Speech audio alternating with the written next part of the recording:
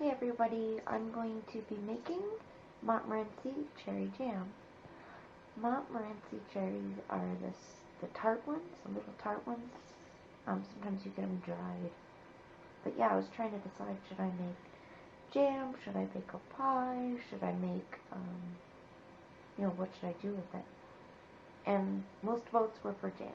That's what I'm going to do. So I have my cherries here.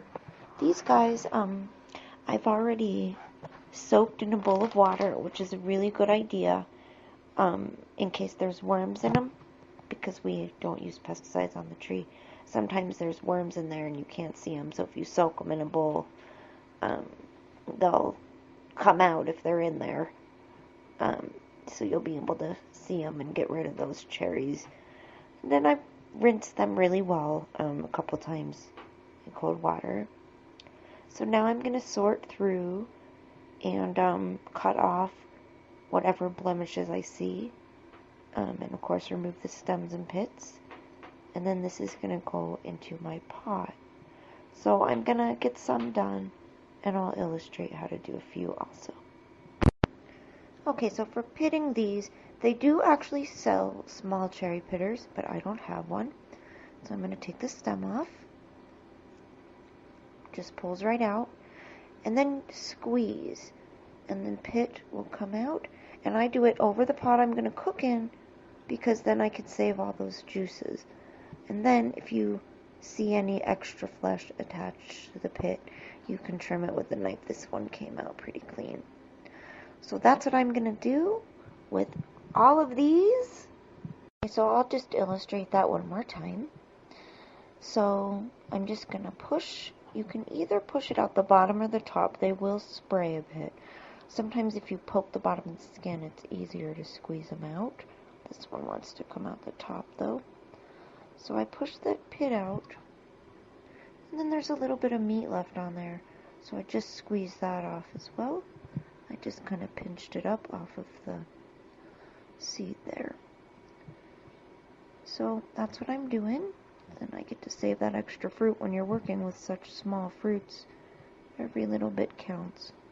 I've also put a splash of lemon juice in there, and periodically I'll stir it while I'm pitting, just because the pitting process takes so long and I don't want my fruit to get all oxidized and icky. Alright, be right back when I'm done. So once you're done, put your fruit in a measuring cup to see how much you have, and also the juice. So what I did, I just threw everything together in the pot. But when I was done, I strained out the fruit, put in a bowl on the side, measured my fruit juice, which is a 1/3 cup, which is perfect according to the pectin recipe, and then about a cup of fruit. So it said to finely chop the cherries, so I started doing that. And this pectin here, it comes in a bottle now, but the one I got is for low or no sugar needed, which is awesome. It's Ball brand. And you peel back the label, and it has some recipes in there. And little tables and charts of info. So this was telling me that for how to prepare the fruit first. Tells you. For cherries, remove stems and pits, finely chop. So that's what I'm working on now, is the chopping. And then here it tells you what to put together. Okay, prepared fruit. So 1 1/3 cups, so I would need 1 1/2 tablespoons. So since I'm 1/3 short, I bet just a tablespoon would be enough. We'll see. It's Adventureland here in Anna's kitchen.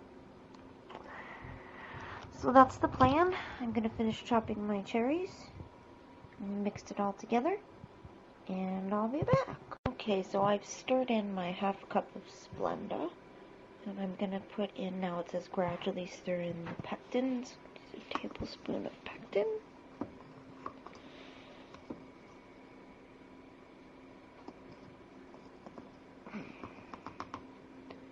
See if I can do this one-handed. That's always the trick around here, isn't it? Let's see. Smoothing this level.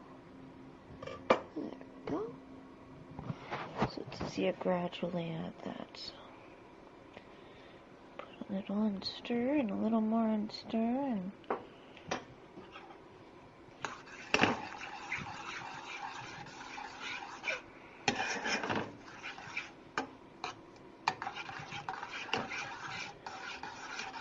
so I did chop my fruit fine for this as well. And keep in mind, I'm working with minimal fruit here, so this is adjusted a bit.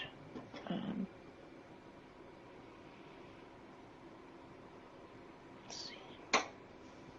Spilled some. Dang it. There we go. Okay. So yeah, it was really funny on Twitter. I was like, okay, you guys,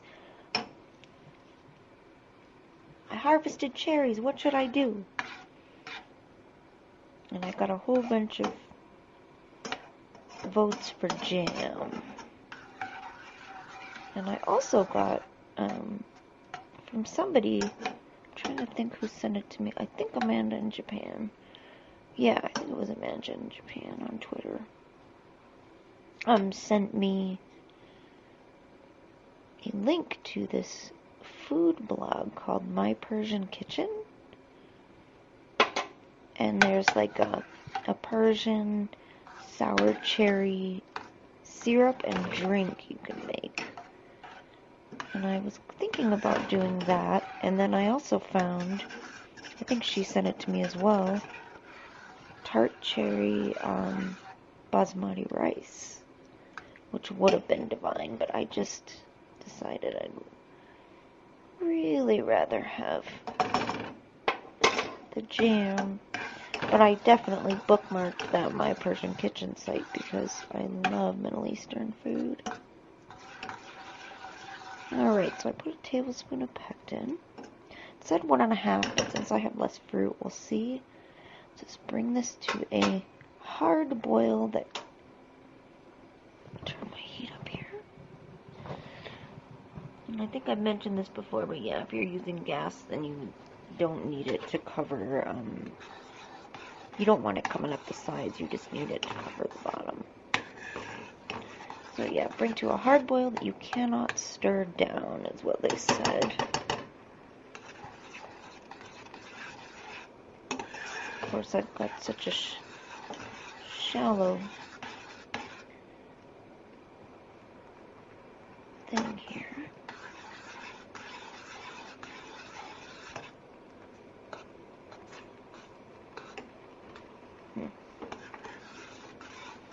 For about a minute. Let's see. 8:38. Okay. Yeah, this is really boiling now. Awesome. So yeah, it said stir constantly and bring it to a hard boil. You can't stir down, which basically looks like this. And said to do that for a minute. I gotta tell you, I'm surprised by the color. I don't know why I thought it would be more dark red or something. Okay, so that was a minute.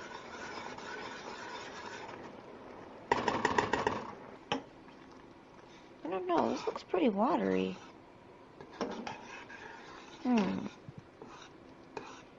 Well, maybe I'll add the extra pectin and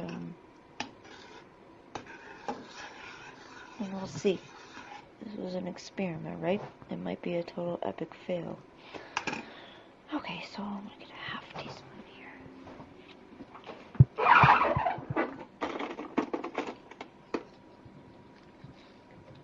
How do I do that? I'm an idiot. I'm just gonna put an extra teaspoon in there and see how that does. Not even a whole one. See if the pectin is what thickens the jam. So I'm gonna reboil this now. Let's add it more. Is it getting thick? Kinda, sorta.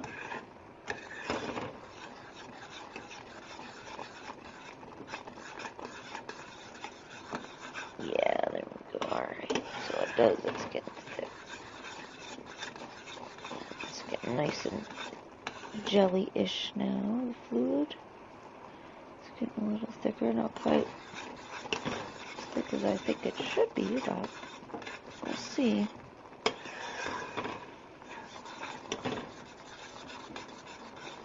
Okay. What's up, birdos? Alright, so I'm just doing the quick way. So I've got a little container here that I've been scooping this into. Look how thick and good that is. So I'm sure it's going to even thicken even more as it cools. Yeah, this is nice and thick now, and I'm actually scraping it out of my pan. I'll show you this here. You can see how thick it's gotten.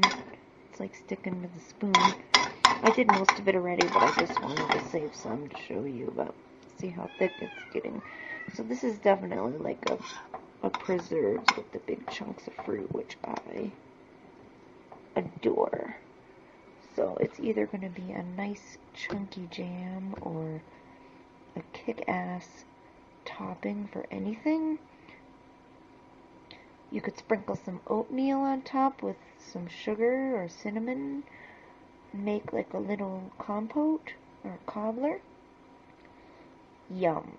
Absolute yum. And let me tell you, it tastes incredible. So, okay, you can also do the canning way to preserve it for up to a year, they say. But this is the enjoy fresh now way. So this will keep in the fridge for, I don't know how long, but it's not going to last long anyway, so I'm not worried about it. So there you have it, a nice thick, it could be either jam or some kind of compote or cookie filling. I bet that would be really good with my honey dough. So there we go, guys. Yay for Montmorency cherry goodness. I just also wanted to show you guys, if you're ever wanting something to cool, and you know how it gets all that like condensed fluid on the underside of the lid and everything? This is a great tip that I figured out, especially for like Tupperware containers or Ziploc or whatever brand you have. If you leave them at room temp to cool most of the way, that'll reduce a lot of the condensation. But also, if you take a paper towel and lay it on top, I already did it, so it's got a little crease in it already. And you don't want it touching what's in there. And then put your lid on. And if you leave this sit, then the condensation will stick to the paper towel and you won't have all these drips coming off when you take the lid off. So I thought I'd share that little tip. Much love, guys. Bye.